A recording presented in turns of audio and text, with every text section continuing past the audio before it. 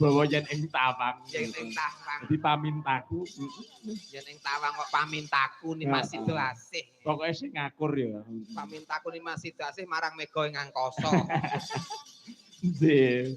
Matur nuwun Pak Digareng. Nggih. Jan tenan ditonton kali piyayi kuatah enten seneng kula. Nggih, lha nggih to Mas.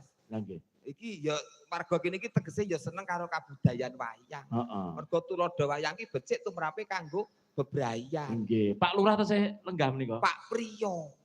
Pak Priyo Prayitno. Nggih, leres. Iki sing ngasta jejering adil ana Gentong iki ya panjenengane Pak Priyo Prayitno. Tasih lenggah Pak Priyo? Taksih. Heeh, katuran minggah wonten panggonan Pak Dik. Cocok. Oke. Paling ora awake dhewe iki kula nuwun iki ketok irunge mungkur ketok gegere. Nek ketok irunge karo sapa lak ngoten to? Sowan teng daleme sinten niki lak teng wilayahipun panjenengane Pak Priyo Prayitno. Oke. Nah, mila disuwun tindak panggung. Nggih, monggo Pak Priyo nggih. Turun untuk ndrak.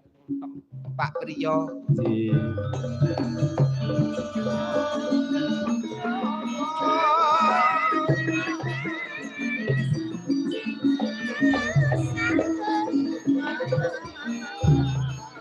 Tok tok tok tok tok tok.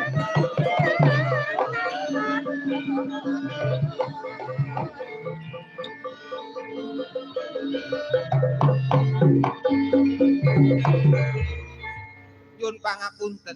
Wonten sasmita saking dulur-dulur mriku. Pripun? Ngeten. Oh, ngaten. Tegese nembe prei. Oh. Sing prei Pak Priyone napa? Iya, Pak Priyo mestine. Oh, nggih.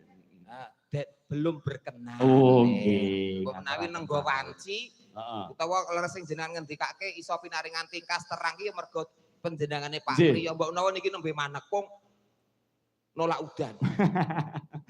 Nggih, ngaturaken panuwun. Heeh. Men Mbak Tutik jumeneng di atas pentas. Simpang Lima Ria, lapangan Pancasila. Semalamu ada, menyebut terkuda. Rasa dalam budaya kecil hatimu. Menjalan tangan, kuasa terhambangan. Seruput dengan desa desa. Sabedina minaya, kami mati guna. Upacara, kaparan tukar sepang.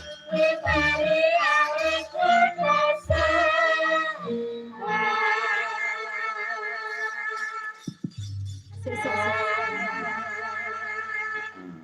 Iki mau mbok apake kok iso muni iki? Sing nggon mentil iki lho tak dulek ngene iki. Marai aku kira tau dolanan mic dadi bingung ki carane nguripke mic iki kepiye. Ya pokoke nggon iki dulek ngono lak. Sing enek mentil iki mau. Kene nek tulisane on ngono kuwi. Mau muni. Nek kesuwen ngono tulisane off ngono kuwi. Berarti nek kesuwen off. Off. Nek off berarti mati. Off ki apa mengko wae kepanjangane ngono. Wong ora tau dolanan mic ngene iki. Heeh. Wilujeng dalu, Mbak. Wilujeng dalu, Dik Putut. Nggih, nyuwun pangestu. Nggih, mugi-mugi jenengan lancar, Amin, sehat. pangestunipun nggih. Mboten nyedhek ngeten pangestu.